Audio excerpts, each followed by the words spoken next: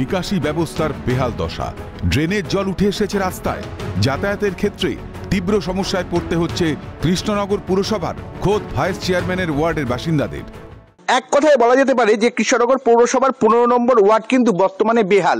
কারণ হচ্ছে এই ধরনের ড্রেনের অবস্থা হওয়াতে জল পেরিয়ে তারা ঢুকতে পারছেন না। সব থেকে বড় কথা, ভাইস চেয়ারম্যানের ওয়ার্ড, সেখানে কার্যত এই অবস্থা।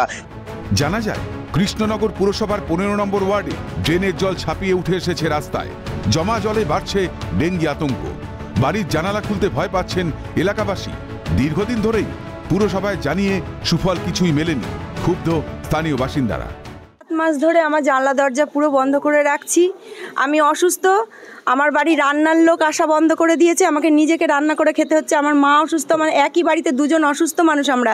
আমি ওই জন্য সব থেকে বেশি ক্ষুব্ধতাটা আমি হয়তো আগের দিন দেখিয়েছি।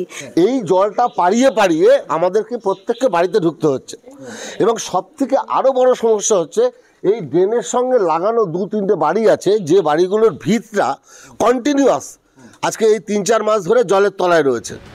অভিযোগ, হঠাৎ করেই এলাকার এক বাসিন্দা ড্রেনের মুখ আটকে দেয়, ফলে জল যেতে না পেরে তা রাস্তায় উঠে আসে।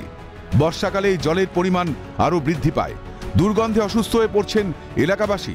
ভোগান্তির শেষ নেই 15 নম্বর ওয়ার্ডের বাসিন্দাদের।